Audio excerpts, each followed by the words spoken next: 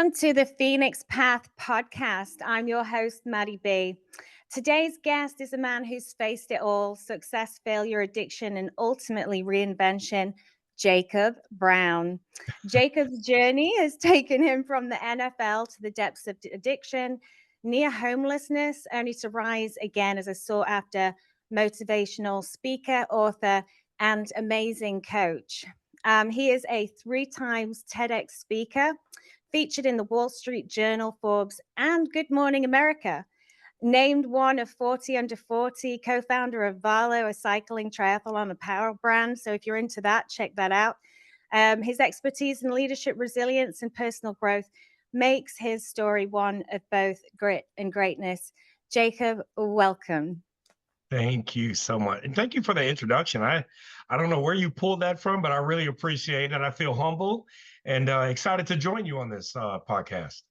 Well, it's all true. And I had to, I was writing it because I actually said this on Michelle Reynolds' podcast as well. All my guests just have so much that they have achieved and gone through and come up through that, in the beginning, when I first started this podcast, I was trying to memorize it all. And I don't want to miss anything. So I'm writing out my, I'm writing out my intros. It's just the way it goes. It's just the way it goes. So how are you today? I'm great. Last week I had a pretty roller coaster of a week. I went and spoke for one of my old companies, Cadillac. So I used to Oh, work for yeah. GM back in 2018, 2019. That was a bittersweet event. And then Wednesday, I had to put my family dog down. She was Oh, 11 years old. We found a tumor on her back, and she's just been in a lot of pain over the past couple of months. So that was pretty tough. And then Friday, my firstborn and oldest son turned 18 years old. So that was another roller coaster of a day. So I've had a pretty hefty week behind me, and this week I'm looking forward to jumping right in and to kick off this week with a podcast with you. It couldn't be better. oh, you're so sweet in saying that, and I'm so sorry for your loss. They're like, they're Thank like you. children. Yeah, they're like Yeah. children. I have a little Shih Tzu, and she's 14, and I'm just grateful for every year I kind of have her. They're your little Yes. friend. So I'm, and then but an 18th birthday is Yeah. that's a big deal. Yeah, big deal for men. When boys turn 18, they feel like they're men now. And my son Caden he's always been wise beyond his years. He's done quite a bit in his life already. He's an incredible human being. I just can't wait to see what he does now. So That's it's awesome. exciting. Well, with a dad like you and everything you've been through, all the lessons you've learned, and we'll jump into it. But just the belief that you have in other people, and we were talking about this before we jumped on. One of your core values, I'm sure, is encouragement or being an encourager, and Yes. being a dad and being able to pour that encouragement and belief into him, I'm sure is just phenomenal. No wonder he's doing great things. Um, well, let's dive in a little bit.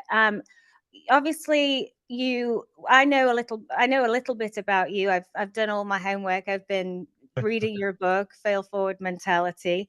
But for the listeners, just to go back to kind of early life and journey, to the NFL, because Mhm. that is a huge. I mean, the NFL, that's ridiculous. I don't know what to say to that. Yeah, so I mean, I grew up playing football. I grew up watching my uncle Monty, my dad's youngest brother, who's about I think Monty's about 12, 13 years older than me. And I grew up watching him play college football, a little bit of high school football. I was very young when he was in high school, but college football for sure, and then the NFL. He went on to play for the Buffalo Bills, went to the Super Bowl and the 95 Super Bowl against the Dallas Cowboys, and then he played for the New England Patriots, Oh where my they gosh. lost to the Green Bay Packers in 97. So I watched football growing up. I was always a football player. I have a younger brother, Ike, who was 2 years younger than me. So we played our football years together and even college years. I played my college ball at University of Central Michigan, and then I went on to be picked up by the Oakland Raiders in 2006. Spent a little bit of time with them just in camp, and making it to that level was eye-opening for me. Mhm. because I realized that there are so many other people that were just as fast, just as big, just as smart, if not faster, smarter, bigger than me, right? Right. And when you come from a small town like Bridgeport, where I grew up, Bridgeport, Michigan, I graduated with a class of 150 people. So that's a very small class. And then being the best of the best at my school, and then going to Central and being pretty good around the team, and then going to the NFL and being just another number, right? And Yeah. Yeah. it's a testament of learning humility, I guess you could say. Yes. Yeah, Right? you went from being a big fish in a small pond to a regular fish in a big pond. So, Yes, yes. yeah. Yeah, but a few things I learned from the NFL was just that, listen, everyone puts their pants on one leg at a time. They still Mm. bleed, they still cry, they still worry, they still think about themselves. They have imposter syndrome, they have doubts. All of those things are still the same, and which is one of the reasons why I speak the message that I do today, right? My title after my name is human being, because I do not Mm. want to be known as my title. I want to be known as a human being. And I believe all of us we're just human beings, right? In different Mhm. skin, in different areas of the world, and we're trying to do our best. We want to be accepted, and we want to give as much as we can to the world and be appreciated for it, right? No one Mhm. no one wants to do great work but not be appreciated. Mhm. So I learned that when I was in the NFL, is that everyone is the same. Some people just have, like you said, more belief in their abilities than others. And those that Mhm. have more belief in their abilities are the ones that excel. That's just the way it is. Those that doubt their abilities, those that doubt their position, those that listen to the imposter syndrome tend to fall behind, but the ones that believe in themselves and take action towards what their goals are and their beliefs are the ones that excel. So that's something I learned and something I Yeah. try to teach other people to do now. Yeah, so and in your coaching, I know you're a phenomenal coach. I know a few people that have come up through and are successful after working with you, and I'm sure we'll get to that at the end, how people can look you up and maybe book in for some coaching. But when you're when you're trying to get them to shift through from that, perception is reality, and that perception of self-doubt and imposter syndrome, is there a process you take them through? Because often, people will say things like, "Oh, let that go," or "Believe in yourself." But how do you see that transformation happen with your people that you coach? Yeah. One of the tools that I use is a art of visualization. So Mm. when I was growing up and playing sports, my mom would always tell me, lay on your back, close your eyes, and visualize yourself scoring a game-winning touchdown, hitting the home run, right? Running over the hurdles and crossing the finish line before anyone. I'm visualizing myself being successful before I am. A lot of Mm. times people will never reach the goals that they want because they can't see themselves there, right? They can't actually see themselves in the boardroom leading the meeting. They can't actually see themselves on the stage giving a speech, right? They can't actually see themselves in the kitchen in their own bakery and leading a team of bakers, right? They can't see it. So one of the things that I try to do is I help other people see themselves doing the thing that they say they want, right? Mhm. Mhm. There's a visualization exercise that my younger sister taught me. She's also a coach, and it's a exercise where you take someone to a specific area in the world, right? It might be their favorite park. It might be a small gym. It might be a room that they love to go to meditate. Wherever it is, you take them to that place, and you have their highest self come visit them, right? Oh, And wow. as their highest self comes visit them, you ask them descriptions about what their higher self is wearing, what they smell like, how they're walking, how they're talking, what is the energy that they have, right? And they're describing this person because they're visualizing themselves as their highest self, right? Operating in their highest power, operating in confidence, operating in the way that they really want to be, and they're visualizing themselves and seeing themselves, and they have a Mm. conversation with themselves. Oh, wow. So they actually have a conversation. They They go there. actually have a conversation. So as they're having this conversation, their highest self is telling them how they got there, right? Oh, They're wow. explaining to them what they did, how they got there, how they feel, so that they can visualize and feel what it would be like to be this, right? Wow, wow. So, Wow. so So it's a guided meditation. it is a guided meditation. So I take them through this meditation. It usually takes 5 to 10 minutes, depending Yeah, on, depending on who the subject is. And it is one that 90% of people, when they open their eyes, they're in tears, I'm right? sure. I'm Be- sure. because they saw themselves in a light that they hope to be one day, that they Yeah, want to be, right? yeah. But the reason why I take you through this exercise is that you can't visualize yourself in any way that isn't possible, Oh, I love that. I right? love that so much. Yeah. So now that you can see yourself in a way that is possible, now you can actually start taking the actions to become that person. And you've actually had the feeling, the embodiment Hmm. of it. Yeah, of it. Yes, you've They embodied the say feeling of what success feels like in your mind, and mhm, you've embodied the feeling of the power and the energy that you felt while you were in that meditation. mhm, And that's one of the first things I do during my coaching is I take you through a visualization exercise so that whatever we do, you know that it's possible, right? It's not just mhm, pish posh, it's not just pie in the sky stuff. It is reality of your mhm, own reality. mhm, So I help mhm, people visualize, but I also show people examples of other people that have done what they say they want to do, that are doing and living the life that they say they want to live. I tell a mm. story on stage about Roger Bannister. And Roger Bannister being the first human being to ever break the 4 minute mile barrier, back then, doctors and experts said it was impossible because if you pushed your body that hard, that fast, your heart would explode. So no one even tried to run the mile in under 4 minutes, right? Well, Roger Wow. Bannister in 1954 understood as a medical student that his heart wouldn't explode. So he pushed his body to run the mile in 3 minutes and 59.4 Oh seconds. my gosh, I've never heard of that being so fat. Like I've never Yeah. heard of them. Yeah, under 4 So minutes. then after Roger Bannister did that, only 3 weeks later, the second human being ran the mile in under 4 minutes. And shortly after that, the third human being. So, what Roger Bannister did is he made it possible for other people because they saw him do it first, right? Yeah, seeing is believing. Yeah. Yes. Yeah. Yeah, people need evidence and um it's funny because what do you think about vision boards? I love vision boards if they're done the right way. Now, the right way Mhm, is subjective, right? mhm. I firmly believe that when you create a vision board, you have to also create a why, a who, and a how.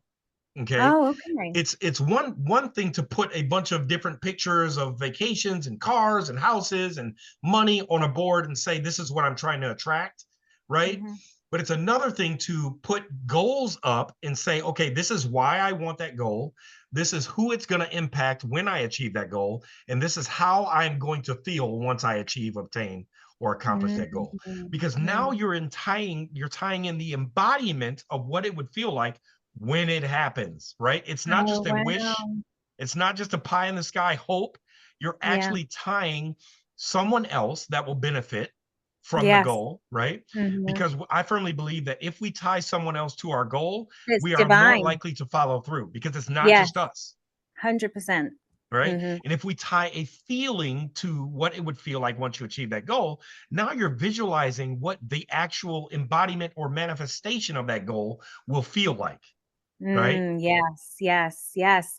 Oh, well, I've got my homework cut out for me, so I've got it right here. I won't show it to you. But anyway, I'll show it to you later. But the why, who, and the how, I'm definitely going to add to that. That's I've never heard that before. That's amazing. Um, and so again, like in your coaching, I wanted to ask, do you when you come across people that are carrying sort of baggage and those that when I say baggage, I mean, maybe shame or guilt or, obviously that all feeds into not believing in themselves. But is there anything is there anything you do or take them through to kind of let go? It's really about letting go of past experiences that have maybe shaped them. And do you go backwards with them to kind of shift some of that? Yeah, so I know that you know that I am about 3.5 years sober, right? Yes. Yes. And in my sobriety journey, one of the things I learned from my therapist was that once you begin to speak about and embrace the guilt and shame that you once experienced, right? My guilt and shame was my drinking, right? It destroyed a lot of Mhm. relationships, it destroyed jobs, it destroyed my life, it was destroying me. Mhm. But instead of shying away from or ignoring that it ever happened, one of the things I do now is I share that story with as Mhm. many people as I possibly can that I believe it will help, right? Mhm. And in Mhm. doing that, instead of allowing the guilt and the shame to torment me, I am Mhm. using the guilt and the shame and taking back the power from it to Mm. help other Help people. another. That's really important piece of the dynamic in there, that it is to, when sharing your story, to help another. Yes. Not Sharing just your not story to just help. going around and running around just telling everybody your story. It's there's a discernment in that, and an Yes. intention of truly being of service. Yeah. Yep. Yeah. And Yeah. using that discernment, right? I don't go around telling that story everywhere I go and to anyone Yeah. I go to, but to those that I feel would benefit from that story, I openly share and I'm not Mhm. ashamed of it. And the more that Mhm. I've been able to share of the things that I was felt guilty and shameful of, the more I took the power away from that. And now Mhm. it's a tool that I use instead of something that was Mhm. baggage or held me down. Right? Mhm. Yeah, that's really powerful with regards, it's another reason why wanted to create this podcast, was because I knew through the stories that people would hear, the guests talk about things that maybe they had been through themselves, the listeners had been through, and just that relief in hearing, like, gosh, someone else did that, and then look at them Yeah. and all they've achieved, and the rising through the ashes and from the ashes and all of that good stuff. So, no, that's, gosh, I think we're only about 15 minutes in, and you dropped some amazing wisdom, and tools, because like I said before, it's great, you can read self-help books and you can read these things, but actually having processes to go through. Yes. And there was definitely some imposter syndrome for me personally. I've been there in my career, and also, in starting this. Um, and then, but like you said, the more I talked to people and more encouraging they were about it. And then the big thing was, it's not about me. No. Thank God. Yeah, it's not about me. I made a post the other day that it said, "Thank God you don't look like what you've been through," right? Yes, yes, that too, that too. Oh my gosh, yeah, I'd be a mess. I'd be a complete I'd mess. be probably be unrecognizable right now. Yeah, me too, for sure, for sure. So going back to, I know, you opened the door with that, just to talk a little bit about your journey of recovery. When did something happen where, your addiction really was triggered and kicked in? I know a lot of us go through kind of a pivotal moment, or trauma, or something that kind of kicked off our addiction on a whole other level. How did your addiction unfold, and what and where on the journey, what was it that made you want to surrender? Yeah.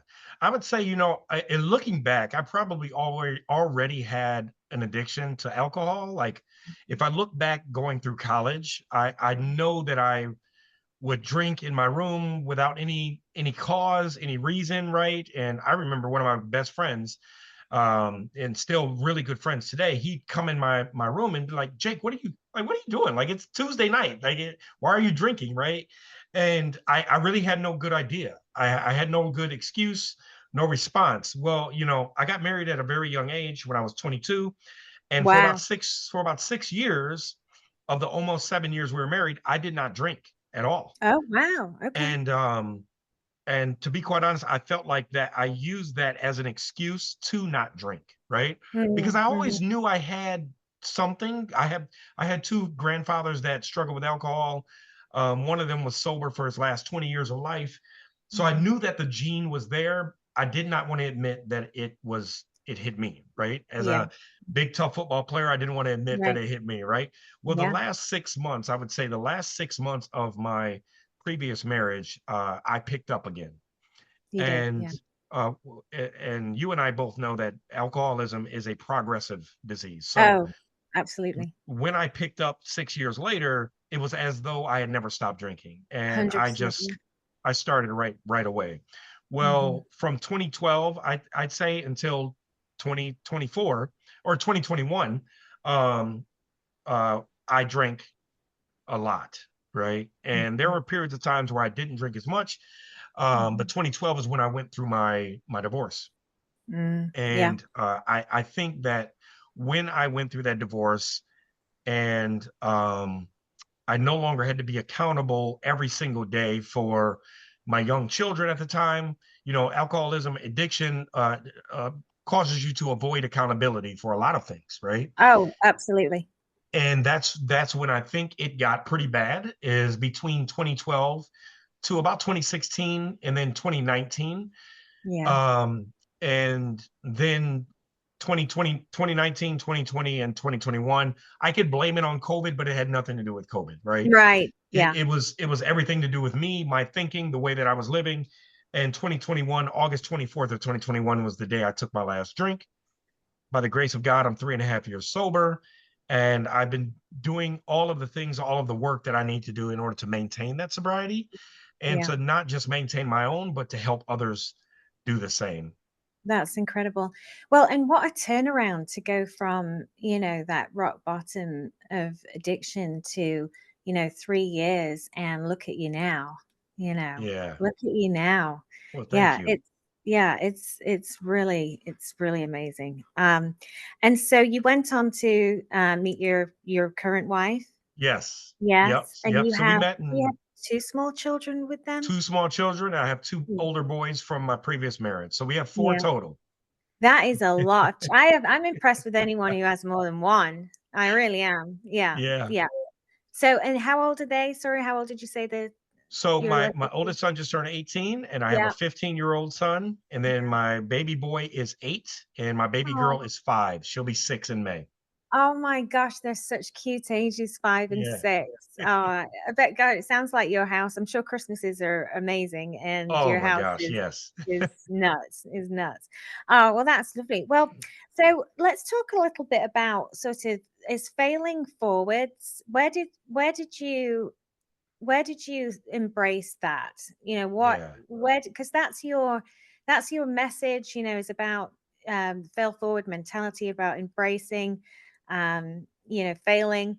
And so talk to us a little bit about that, and how that's been put on your heart as your message. Yeah, yeah. For those that have heard the term failing forward, it's not original. And I would even say John Maxwell isn't the originator of failing forward, but he's one of the first people to write a book called Failing Forward back in 2000. Well, failing forward for me, it came when I was down in Atlanta, Georgia, visiting my aunt in 2006, and it was about 2 months before the NFL draft. And she asked me a question. She says, "Jake, what happens if football doesn't work out?" And I said, "Well, I'll just Mm. fall back on what I was getting my degree in, graphic or web design." And she said, "Jake, if you're ever going to fall or fail, always fall or fail forward." And that Ooh. slapped me in the face, because in football, we're taught when you're running the ball and get tackled to fall forward because you Oh, gain extra yards. really? Oh. Yes, because you gain extra yards. You're always taught from the time you're in Pop Warner to the NFL, fall forward, right? And it's because you gain extra yards. And if you get tackled on the 1 yard line and you fall forward, you'll score a touchdown, right? Yeah. So even when you fail or fall, it doesn't always mean it's a bad thing if your mindset and mentality is to move forward, right? Yes. So the one of the reasons why I wrote the book Fail Forward Mentality is because, oh, you got your book too? Yes. One of the reasons why I wrote that book, Fail Forward Mentality, is I wanted to give people a bit more perspective of where that came from for me, what my journey to fail forward was, and how I firmly believe everyone should have a fail forward mentality. Listen, Mm. things are going to happen in your life. You're going to fail. You're going to drop the ball. You're going to make mistakes, right? In your career, in your relationships, in your parenthood, on your job, in your businesses, you're going to make mistakes. But how do you take the knowledge and the learnings from those mistakes and experiences into the next phase of your life, right? Into Yeah. the next into the next marriage, into the next relationship, into the next job or business? How do you take the learnings, right? I wrote this book and it took me almost 2.5 years to write this book. And as soon as it went to print, I'm like, oh my gosh, there's so many other things I would have done differently about this Oh, book, really? right? Okay. There's Yeah. so many other things. There's so many different ways, the font size, the paperweight, like all of the things I was thinking. I'm like, man, I should have done things differently, but I did it anyway, right? Yeah. In Yeah. the next book that I'm going to be writing, which I am already starting to write my next book, the next Yeah. book I'm going to be writing, I'm going to take all of the learnings from this book and the Yeah. process of this book into that book. And I will essentially fail forward, right? Yeah. Yeah. So that's where fail forward comes from me. That's how I use it. It's not just a hashtag to me, Maddie. No. It is a lifestyle. It is a way of life. Hmm. And it is how Hmm. I operate every single day. I am not afraid to take risks. I'm not afraid to try something and fail.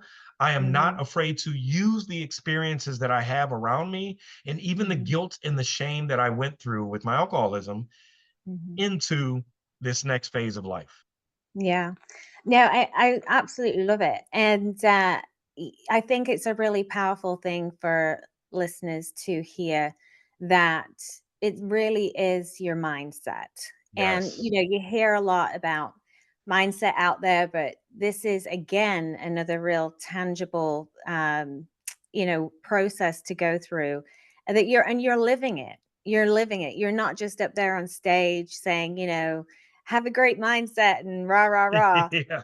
You're actually living it and putting this into practice. And so I Yes. do think there's a level of um, transmission when you're working with someone and coaching. I always, whenever I'm working with mentors or looking for mentors, I'm always looking for those that have the fruits in their Yes. life.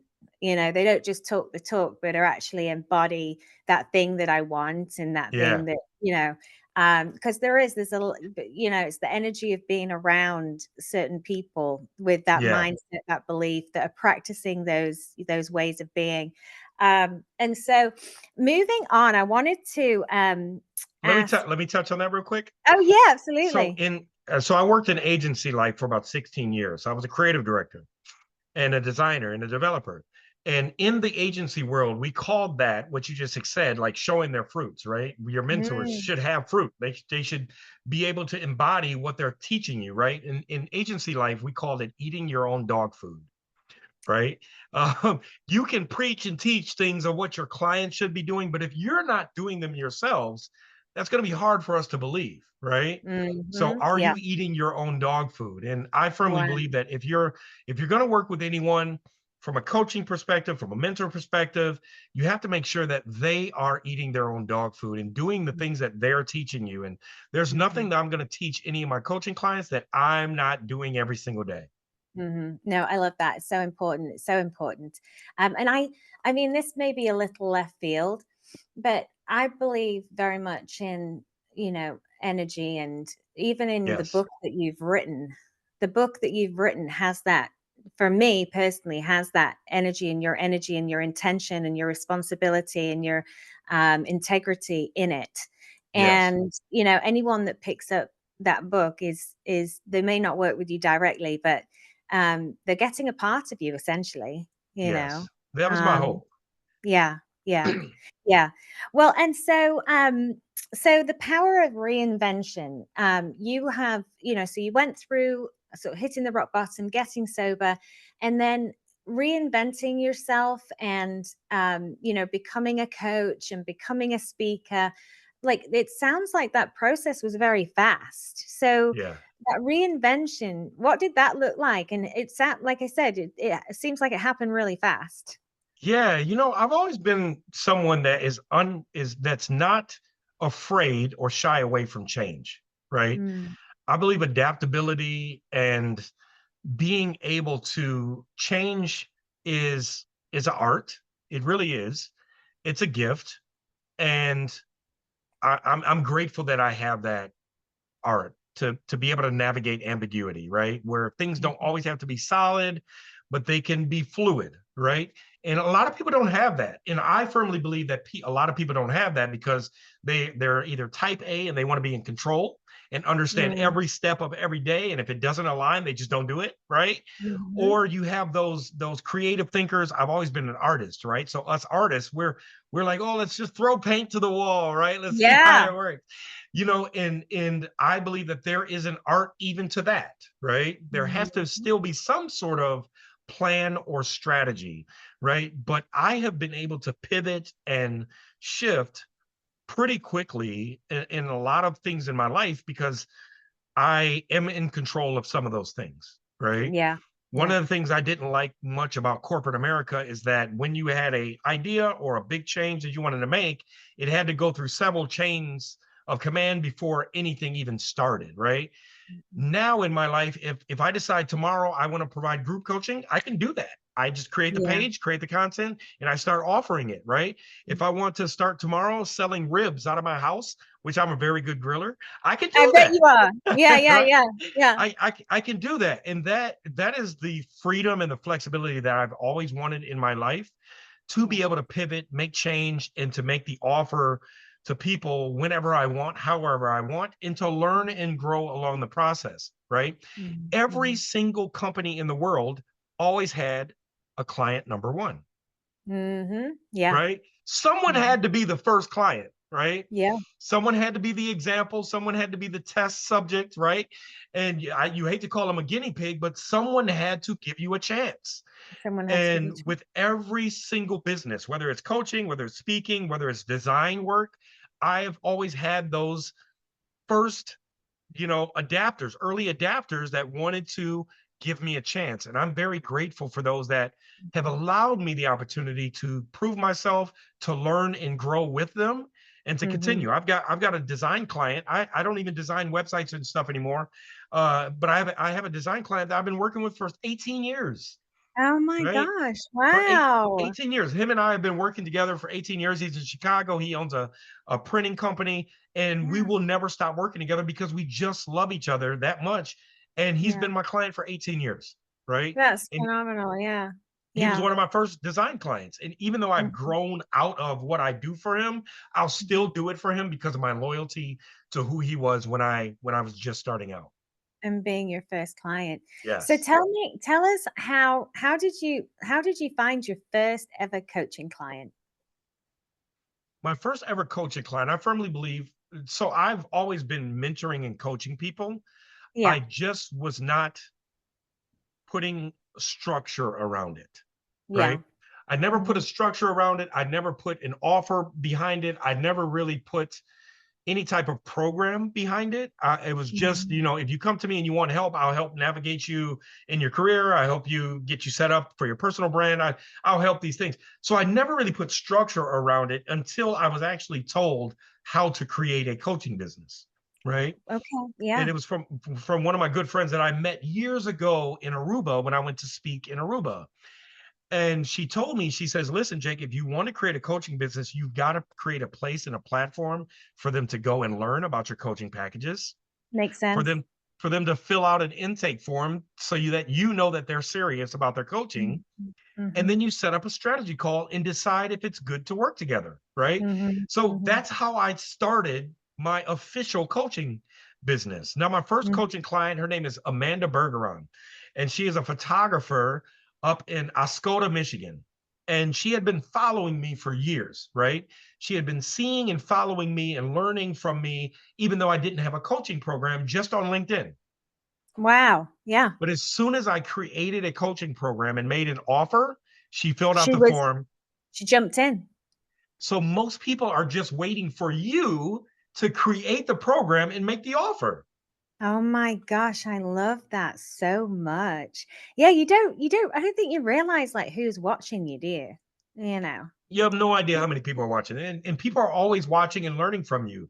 One of my favorite Yeah. quotes is that, don't give up because someone is using your life as their survival guide, Oh, right? I love that. Yeah. And if you really think about, like, someone's watching you and they're waiting for you to continue to grow because that gives them hope that they can, right? Absolutely. Yeah. But if you quit, if you give up, they're watching that as well, and they're going to lose hope. So if Yeah. you remember that you are someone else's survival guide, that will Mhm. give you the opportunity to continue going and continue pushing. And maybe one day they might reach out to you. Yeah. Well, and it's interesting that you say that. So I put out my first video with an amazing woman, Katie Newman, and a girl from that I went to school with a really long time ago reached out and, just kind of shared her story. And that was exactly the whole point. I called my mom. I was so excited that this old friend had reached out. And, that's what it's for. It's for that one. And, maybe for that many, depending on what road you go down. So, yeah, that's amazing. And I do love that. That your life is somebody's survival guide. Yeah. Yeah. Yeah. Yes. Especially, I mean, in all types of recovery and even whether it's trauma recovery, going like Michelle Reynolds, who I met with and we recorded today, going through her husband's cancer diagnosis. Yes. There's everybody's been through something and needs to see somebody else come through the other end. Yes. Yeah, Absolutely. yeah, Because that gives them hope. Because yeah, if they can see it in you, then they can see it in themselves. yes, 100%, 100%. So obviously, you're an entrepreneur. You've got business success. Um, with regards to, because obviously none of us are perfect, Yeah, not at and all. all of us have bad days. If you're willing to share like some of your vulnerabilities or areas that are still kind of a work in progress for you, and like what you're actively doing to move through those, because if there's one thing I know about you, you're not going to stay stuck in any way, shape, or form. So if you're willing to share just some of the places where you're still working on these places. Yeah, I would say one of the big places right now is my podcast. So last year I started a video podcast and I recorded January, February, March. And then I got in my head. And April passed, May passed, June passed, July passed, and then the rest of 2024 passed. So if you go on my website right now and you go to my podcast page, you will see that I've only recorded 3 episodes, right? Okay. And here we are, January of 2025. And it's actually February now. So February of Yeah. 2025. And I still have not restarted my podcast. And one of the things that I've been in my head about is, well, if I restart my podcast, will anybody watch it? Because I did not maintain the consistency of last year, right? Hmm. One of the reasons why I was afraid to start a podcast was because I didn't think I'd be able to be consistent enough to deliver one every single month, right? Interesting. Yeah. And I listened to that imposter syndrome and I actually stopped and I allowed it to win last year. Yeah. Yeah. But And interesting. And so far in January of this year, I'm still allowing it to win. So one of the challenges that I am going to give myself is, listen, I'm just going to sit in front of the camera and I'm going to start talking, Yeah. right? Yeah. And maybe that is the podcast. Maybe the Yeah. podcast is allowing, sometimes overcoming imposter syndrome, and when you allow it to defeat you and what the fear might look like, and just restarting, right? Restarting Yes. after the fall, getting back up Mhm, after the fall, right? And mhm. maybe that's the podcast. I don't know. I have no idea. But if I were to be vulnerable, I will say that I am afraid of what other people might think of me because I allowed what I always teach and preach about Yeah. to get the best of me, Yeah. I right? know. Well, all of us have I really appreciate you sharing that, because it's very human, and it's part of, we all have those things. In fact, it was something I questioned, can I be this is something I'm going to have to be consistent with. And um I was told it was a lot of work, and I was told, people, they fail, and everybody wants to start a podcast, and all of the chatter and the naysayers. Not There wasn't a ton of them. Like, everybody close to me was extremely encouraging, and Yeah. everybody I've asked has said yes, including you, obviously. I know when I asked you, you were like, I was waiting for you to ask me. I was like, I didn't. But then again, the imposter syndrome kind of, well, will Jacob Brown say yes? you know, he won't want Yeah. to be on, he won't want to be on my podcast. But yeah, so many wonderful people and so many successful people, you know, that are really not just people that are out there on stage or social media, you know, doing, you know, grooving and shaking, but people that are, you know, community warriors that have been through incredible stories and are just, you know, working, you know, in the community doing amazing things. But so I think, you know, one of the things I wanted to ask you and kind of go down this road is um, your own sort of personal power and, you know, how obviously you've had that driving force inside of you, which is a common theme that I'm finding as I'm talking to different people. But do you find it tricky sometimes to navigate that power between your your kind of professional life and personal life and sort of because you're in quite a powerful position and you're doing powerful things. And so, you know, how do you sort of moderate that? And basically, how do you not let your ego go nuts is what I'm asking. Mm. Yeah, so I got lucky very early of getting my legs swept from underneath me. When I was 22 years old, I was running routes on the NFL football field, and 2 weeks later, I was working in a machine plant where I was creating ball bearings, 1,000 ball bearings a day, with fluid Oh, flying in my face, making $9 an hour. oh Right. wow. So I Yeah. went from this NFL athlete running routes next to Randy Moss, catching passes from Aaron Brooks, seeing Warren Sapp on the other side of the field, wearing an NFL jersey, Oakland Raiders helmet, to working at a staff agency, getting a job at a machine plant in Wixom, Michigan. Right. So it's it was very early when I was very cocky. I was very arrogant. I was very sure of myself, and I thought that I was the one doing all of these things, right? Mhm. And I was giving no credit or honor to God for giving me the abilities or the gifts. And I thought it was all me. And then when it was all taken away, I realized it was not all me, right? So now one of the ways that I really, really do keep myself grounded, okay, is no matter where I go, no matter what stage I step on, I make sure I let them know that for about 10 to 15 years, I struggled with alcohol. And I Yeah. believed that I could do anything as a leader. I Mhm. was excelling on the ladder of corporate America, even though I was a drunk, right? I Mhm. was leading big teams. I was making a lot of money, but the guilt and shame was eating me up, right? Mm. And Mhm. when I had to take a $50,000 pay cut because of my addiction and go to a lesser paying, lesser, I guess you could say, quality job from a public standpoint, where people were questioning, Jake, why in the Mhm. world would you do this? Like, why you were climbing the ladder? Why would you go backwards 5 steps? Right? When I had to do that, all humility continued to flow through me, where I had to remember, Mhm. look, Jake, you're a human being. You're just human, right? Yeah.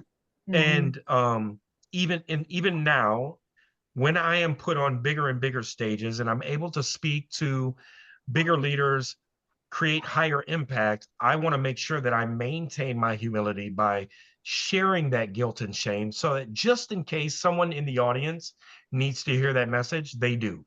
They do. Yeah. It- No, that's yeah, that's brilliant. I mean, you know, remembering who you are, knowing who you are, first of all, knowing who you are, flaws, warts, and all, yeah. you know, the willingness to be honest about it, you know, being of service, which is obviously where you come from, you know, as far as your intentions concerned, and you know, showing up and yeah, being it's really a form of in that vulnerability, a form of it's another form of leadership that you're Yes. embodying, you know. Yes. And I'm sure afterwards people are coming up to you all the time and just Yeah. saying how wonderful that was, or I struggle too, or I'm in recovery. And yeah, Yes. yeah. And Yeah. because we're everywhere. Yes. We are everywhere. Yes. And it's really good to hear and see people have the courage to come tell me, because I know that there are people that might be struggling with alcoholism. They might be on their sobriety journey, but they won't come up to you and tell you. But those that might come up to you and let you know, hey, I'm a friend as well. I Mm. fully understand what you've been through. I have been serving. I am, 15 years sober. I'm 15 months sober, Yeah. right? I just began Mhm. my sobriety journey. Or your message was exactly what I needed to hear today, Yeah. Yeah. right? Yeah. Yeah. When I hear those words, I know I did my job, and I also know that I'm operating in my purpose. Yes. Yes. Yes. And that's what keeps Now, me going. that's what keeps you going.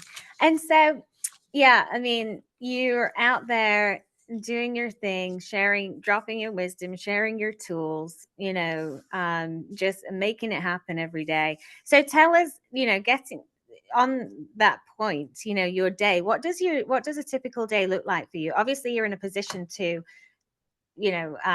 schedule it however you would like, but what do you do in the mornings to kind of get grounded, and what does your typical day look like? Come on, tell us some of the tricks of the Uh, trade. well, okay, so I firmly believe in this study was done. The first 90 minutes of your day are the most active and creative your brain will ever be all day. Okay. Mm, So if you know that, then you will take advantage of that first 90 minutes of waking up. Okay. One of the first things I do as soon as I wake up, the first 10 to 15 to 20 minutes of my day, I engulf myself with positivity. I'm looking at content, people that I follow that I admire, and I'm looking at reading, watching their content and information, right? I spend some quiet time with myself. I usually come down in my basement and I just allow the atmosphere to just be quiet, right? Most of my family is still asleep. My kids are not up yet, and I just allow myself to have that quiet centering of time, mm, and then I create something right away. It might be a post, it might be a video, it might just be knowledge that I drop. Every single day when you wake up between 5:30 and 6:30, you will see mhm. a post from Jacob Brown, period. Yeah, I do. And within the next 2 to 3 hours, I make another post. Yeah. Okay. I make another post. If I don't have a coaching client in the morning, or, helping my wife get the kids off to school, what I'm doing is I'm creating more content, maybe following up on emails, but Mhm. creating more content. I firmly believe that God made us to make stuff, and he created us to create stuff. To Right. create. Yeah. And that could be creative in any way. It could be creative in design, it could be creative in, artistry, it could be creative in uh carpentry, you could be creative financially, right? You can help Mhm, people be creative mhm, financially. Whatever it is, we are mhm. created in his image, I was therefore. just about to say that. Yeah. Yes, we're created in his image, so we are creators. So we are Yeah. naturally creative, right? Yeah. But we are all creative in our own way. So we Yeah. have to figure out what that creative bone is for us, Mhm, and what makes us and fulfills us when we use that creativity and do that every single day, right? mhm. I'm naturally a designer. I Yeah. grew up a graphic and web designer and developer, and I was a creative director for 16 years. I love to design. So everything you see from me, I have designed and created, Yeah. from videos to my posts to my quotes to my book. Like, all of these things I've designed, and I'm using all of my God-given gifts and Yeah. abilities to my fullest potential in order Mhm. to help and serve others. Mm. Yeah, I think, for the listeners, um, it's, if you haven't got a place in your life where you're being creative, it's really, powerful thing to go and just go Yes. try some different things, you know, Yes. buy a sketchbook, buy a Yeah. journal, whatever it be. I paint furniture. I love to buy secondhand furniture and spruce it up. And, Love it. I really enjoy that. And physically too. I mean, moving, finding something, a form of exercise that you actually really enjoy. Yep.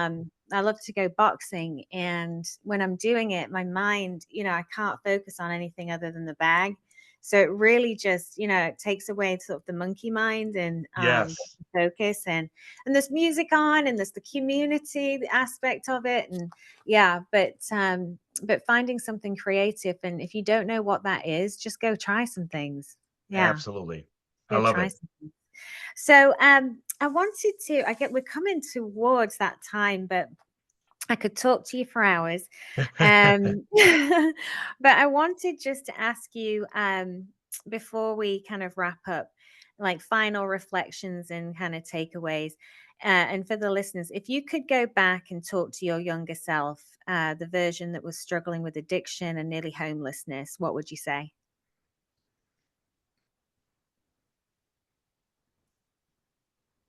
Well, I wasn't prepared for this. I would tell myself to start sooner. Mm, And what I mean by start sooner, I would tell myself to start doing the things that fulfill me mhm, sooner.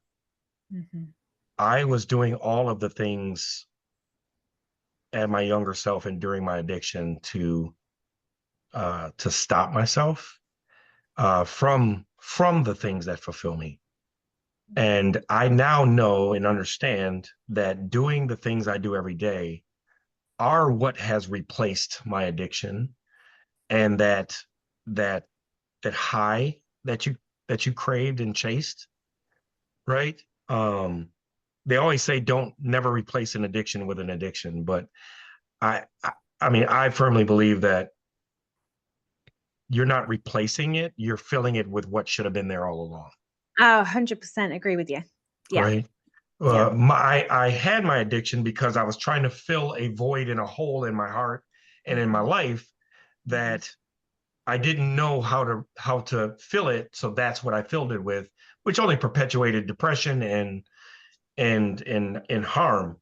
But now that I fill it with service and serving others and waking up and creating content that might impact people's lives positively and stepping on stages and speaking life into people and coaching people every day and meeting with people on Zoom and grabbing coffee with those that need to encouragement, like that is the high that I love. Like it feels so good to serve and to be mhm, used by God. mhm, And if I could tell myself back then, like Jake, start doing the yeah, thing you should do, right? And you should do, and mhm, overlook the fear and embrace the guilt and the shame. It's not hindering you. It's something that can actually help you help mhm, others. mhm. I would start sooner. Yeah, Yeah. that's beautiful. I think some of the most creative, talented people I know are, in recovery, or Yes. even, addicts that just aren't walking in that path. And there's, as you said, there's a repression. We're essentially repressed, and Yes. I think there's a craving for belonging and community and service and purpose and all those things. And it takes, I've said this a million times before, but it takes courage to step out. Yes, it It takes does. courage to step out. But that's the gift in the downfall, isn't it? Because we don't have a Yes. choice. We don't have a choice. No. So we're going to fail forwards. We're going to fail forwards. Yes. We're going to fail forwards. I Well, love it. Jacob, thank you so, so, so much for your time with us today. Jacob, just give us a quick rundown of all the ways we can follow you, get your book, get Yeah. on your website, and all that good stuff. Yeah, well, if anyone knows me, my favorite platform is LinkedIn. So you can find me very easily on LinkedIn. Just type in my name or look up the hashtag fail forward. You should be able to find me. Instagram, TikTok, it's official Jake Brown. Official Jake Brown is my handle. And my website is failforwardbrown.com. Failforwardbrown.com. You can find my book on there, and you can find my book on Amazon. If you just type Fail Forward book or Fail Forward mentality or Jacob Brown Fail Forward, you should be able to find my book. It is on Kindle and on paperback. I am going to be recording the audio version very soon for those that like to listen on Audible. And you can reach out to me anytime. Just you know where to find me. Thank you so, so much. And if you've enjoyed this episode today, please like, share, subscribe, write a comment. We love to hear from you. And just thanks again, Jacob, for this time, for dropping all this wisdom and being with us. And, I hope to see you again. I know that Yes. we'll stay in touch, and I look forward to working with you in the future as well. Thank Do you. remember that Jacob is available as a coach. And like he said, you can go to his website and book a call with him to explore coaching. And his book, I can't wait to hear that on Audible, because I'm an Audible girl. I like to be on Audible while I'm painting my furniture and things like that. So I'll look out for that for sure. And just thanks again, Jacob, and we'll see you soon. Thank you. I appreciate it, Maddie.